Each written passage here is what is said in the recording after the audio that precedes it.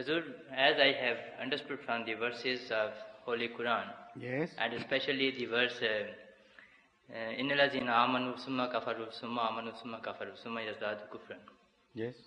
I don't see any clue that a murtad should be penalized by death. You don't see Any reason, any clue that nor do I. No, So but we agree fully my with that. question is Yes. that is there any unauthentic or authentic tradition of Holy Prophet ﷺ, No, none or whatsoever. any maybe some incident which happened in the life of Prophet ﷺ? None If to my not, knowledge. then how this thing has crept into Islam? Ask those who believe in that. Well, the only reason they forward is a chapter of Islamic history starting from the first caliphate, of course, Hazrat Abu Bakr radhiyallahu ta'ala anhu. And the other arguments they put forward in their support also belong to the Khilafat-e-Rashida period. For instance, they also quote Hazrat Ali radhiyallahu ta'ala anhu in their favor. There are a few odd incidents where people have been fought and killed because they rebelled. And in that process, they also declared themselves to be non-Muslims. So the historians of the later days mixed these two things and confused the issue.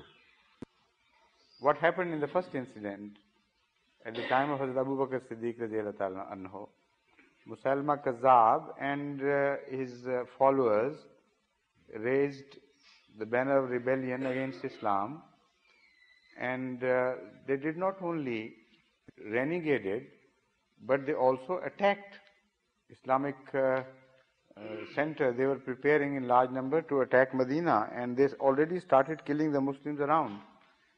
And this was the state of affairs, so a battle had to be fought with them. I mean, it was justified just because of the rebellion. But another element of confusion crept into this situation, when Hazrat Abu Bakr Siddiq radhiyallahu ta'ala anhu directed the Muslim army not to fight with any village or kill any person, where they heard this voice of azan, or where they saw the mosques facing Qibla, and where they submitted and they claimed to be Muslims. So from that they infer that perhaps the only reason they were punished was that they had renegated. Now there are so many things to be judged and viewed before one can come to a final definite conclusion. This practice of not killing anyone who had claimed to be a Muslim was not a new practice. This was a fundamental order and instruction to every Muslim during the lifetime of Hazrat Muhammad Mustafa sallallahu alaihi wasallam. So the question of somebody having renegated does not come into picture at all. This is an instruction for all times to come, and the reason behind is not conversion of religion by compulsion. It is a different reason altogether. The reason is that if somebody claims to be a Muslim, all his previous sins are forbidden. He is given a new spiritual life. And this is a very magnanimous attitude of Islam towards the opponents, which is unfortunately used against Islam as a sign of barbarism, that they enforce their religion upon others, and this is the proof. It's exactly the other way around. What happened was that Islam claimed that you are not to judge others, but everybody must be taken according to his own word, on the face value of what he claims. And you must not interfere into other people's thinkings and what is passing within the hearts.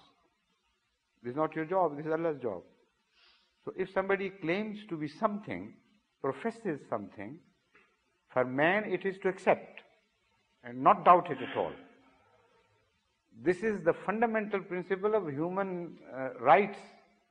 And it's a grand principle which, if followed even in this modern age, would rid human beings of many problems they are facing today. So, but keep that in mind. Now, if somebody during wartime says, I have become a Muslim, and you still kill him, what would be your position? That is to say, you will say, I know the circumstances in which you have accepted Islam, I doubt your sincerity, or perhaps I know that you are lying. Because if that is not the case, then you are not permitted to kill him. You follow this point? Because if you kill them, you kill a Muslim, and for then the punishment for you as declared by the Holy Quran is everlasting hell. However long it may be, but a sort of everlasting hell. So what is the choice? To forgive or to accept hell? This is exactly the situation in Islam. Not it is not at all for forcing your religion upon others or converting others by force. It is a completely different situation. I mean, there is no alternative. It has to be like this.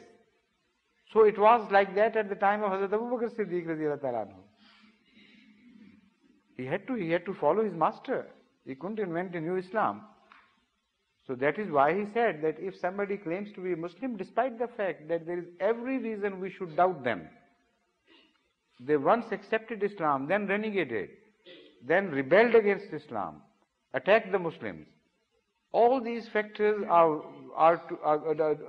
weighed against them. Yet, despite everything, I will not permit you to take the power of God into your own hands and doubting others' professions.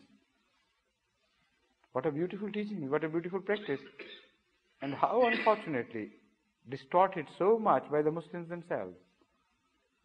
So that is the only reason they can offer.